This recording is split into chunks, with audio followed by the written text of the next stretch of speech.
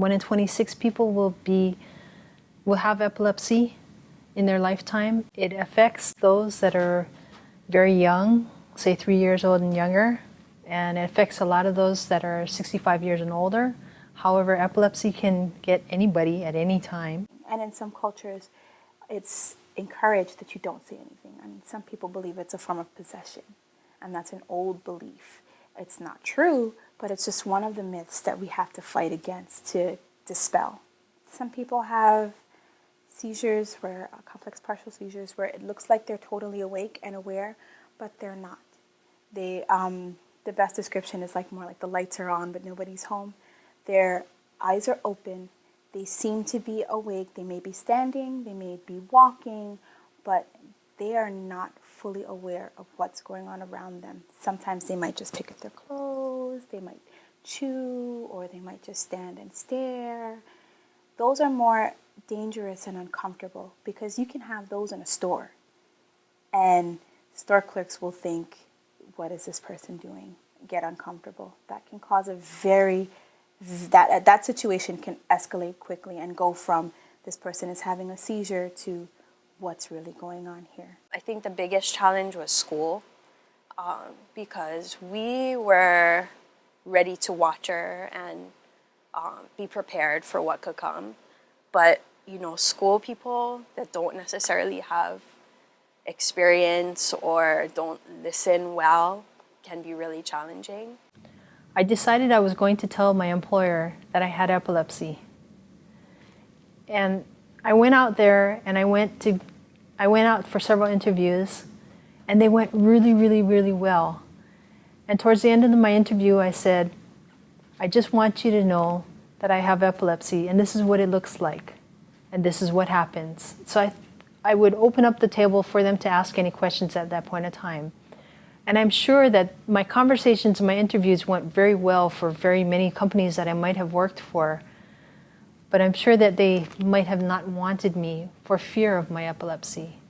But it was First Hawaiian Bank that granted me the ability to work here, and I thank them very much for that. And to this day, the supervisor that hired me, I often thank her because she really she was very brave to hire me, not knowing anything about epilepsy, but willing to learn every bit of it through me.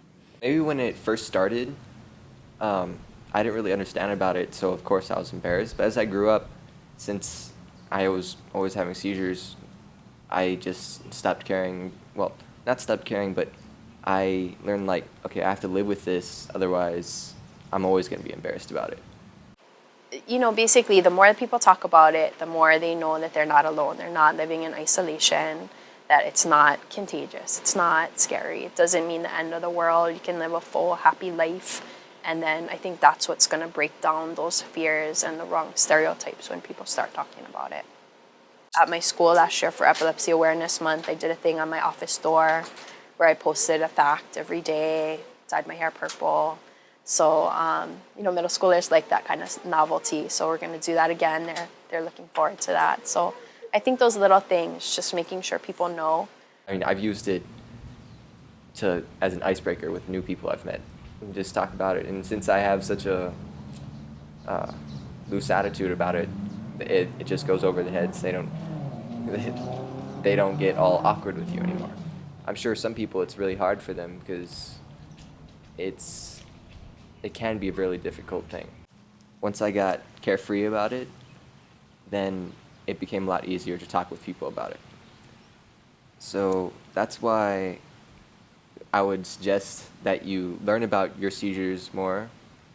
If you don't already know about it, find some people and practice with them, talk to them about it, but make sure you talk about it carefree or loosely, and make sure they understand that you're okay with it. And then they'll become okay with it.